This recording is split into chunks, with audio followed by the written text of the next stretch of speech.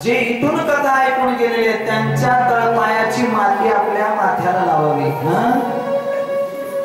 कथा त्रिवेणी संगम देव भक्त आणि नाम तेतीचे उत्तम चरण वंदिता जळती दोषाचे डोंगर डोंगरवर एवढासा दोष नाही, एवढासा पाप नाही, जळती दोषाचे डोंगर शुद्ध होती नारी नर जे ऐकती साव मायवा शुद्ध होती नारी। एक मजा सांगू तुम्हाला, काही लोक म्हणतात महाराज देव भक्त आणि नाम या तिन्हीचा संगम तुम्ही सांगितला, आम्हाला भक्तही दिसले आणि त्यांच्या मुखातलं गायलेलं नामही ऐकायला आलं, पण देव नाही दिसला।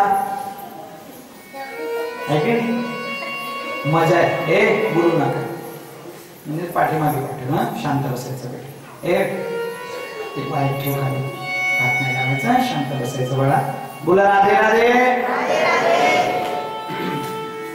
मी काय म्हणते लक्षात येते का?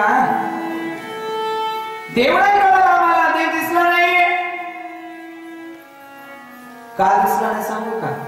त्याच्याकरता एक दृष्टांत छोटासा आहे, फार गोड दृष्टांत आहे। माता भगिनी आहे ना, फार सुंदर वेणी घालतात, आता हल्ली घालत नाही ती वेगळी गोष्ट, हल्ली वेगवेगळ्या स्टाईल निघाल्यात केसांच्या नाही का, इकडून कोंबडा इकडून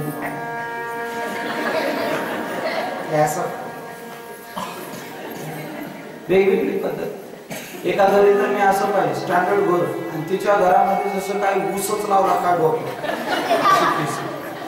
फारच पद्धती निघाली असतो। आपल्याला त्याच्याबद्दल काय नाही काय म्हणायचं, सांगायचं तात्पर्य वेणी जी घालतात का नाही, माता भगिनी वेणी घालत असताना किती पदर असतात वेणीच्या? 3 पदर असतात। बरं वेणी घातल्यानंतर वेणीमध्ये किती पदर दिसतात? मग तिसरा कुठे गेलो? त्याच्यातच आहे तो तिसरा पदर, त्याच्यातच आहे, पण तो दिसत असतानाही अदृश्य आहे। तसंच माय बापा ईश्वर इथंच आहे, पण तो दिसत नाही, अदृश्य आहे। माय बापा त्याला पाहण्याकरता ती दृष्टी पाहिजे, आणि ती दृष्टी भेटली का जळते दोषाचे डोंगर शुद्ध होती नारी नर। माय बाप कथा त्रिवेणी प्रयागला जायची गरज नाहीये, साक्षात प्रयाग इथे चालून आलेले ज्ञान गंगा माय बाप, कर्म गंगा आणि भक्ती गंगा या ठिकाणी अवतरलेली आहे। नाहून घ्या माय बाप।